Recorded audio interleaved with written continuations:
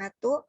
Perkenalkan, kami dari kelompok 12 yang beranggotakan saya sendiri, Dina Amalia, bersama rekan saya, Sasi Noviana Waluyo, akan mempresentasikan materi tentang penilaian membaca. Selanjutnya akan dibacakan oleh Sasi. Beberapa hal yang akan dibahas. Yang pertama ada tes kompetensi membaca. Yang kedua ada bahan tes kompetensi membaca. Yang ketiga ada pembuatan tes kompetensi membaca. Yang keempat ada penilaian kinerja pemahaman membaca. Tes kompetensi membaca, kemampuan membaca diperoleh melalui proses latihan atau belajar. Jika kita lihat siswa kelas 1 SD, kemampuan membacanya jelas berbeda dengan siswa kelas 6 SD. Itu karena untuk menjadi mahir membaca membutuhkan proses. Sebelum membaca, seseorang harus memiliki pengetahuan tentang tanda baca dan lambang-lambang tulis atau yang kita kenal dengan huruf. Mustahil rasanya jika seseorang dapat membaca tanpa ia hafal huruf alfabet yang menjadi perantara.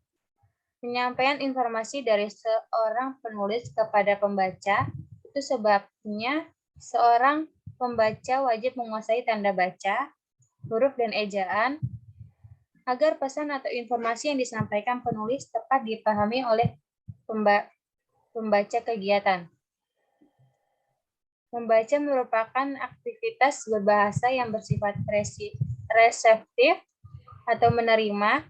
Setelah menyimak, ketika kita membaca, otak kita menyerap informasi dari sumber bacaan yang kita baca. Bahan tes kompetensi membaca. Bahan bacaan yang dipilih haruslah bahan bacaan yang baik. Titik baik di sini dapat dilihat dari pemilihan kata dalam isi bacaan. Sistematika penulisan dan informasi yang terkandung haruslah bersifat positif.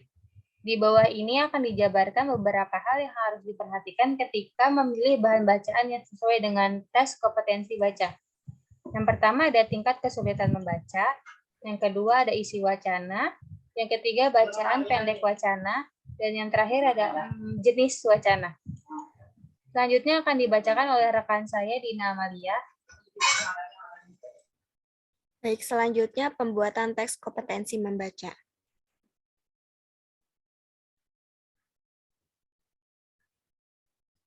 Peserta didik akan diberi beberapa macam teks, mulai dari teks dengan disediakannya beberapa jawaban sampai kepada teks untuk mengkonstruksi jawaban secara mandiri. Peserta didik akan memilih-milih kosakata sendiri. Selanjutnya disusun menjadi sebuah kalimat. Jawaban-jawaban yang dibuat oleh peserta didik dapat dikemukakan secara lisan ataupun tertulis. Terdapat dua jenis penilaian teks kompetensi pemahaman membaca, yaitu secara lisan dan teks kompetensi pemahaman membaca secara tertulis. Yang pertama, teks pemahaman wacana prosa. Yang kedua, teks pemahaman wacana dialog. Yang ketiga, teks pemahaman wacana kesastraan. Yang keempat, teks pemahaman wacana lain. Selanjutnya, penilaian kinerja pemahaman membaca.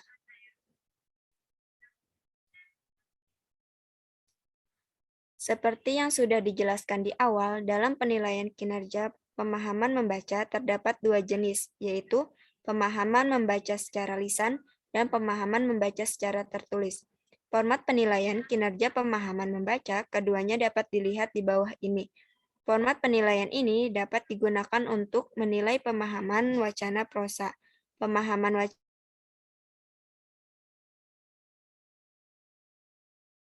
seperti surat, tabel, diagram, iklan.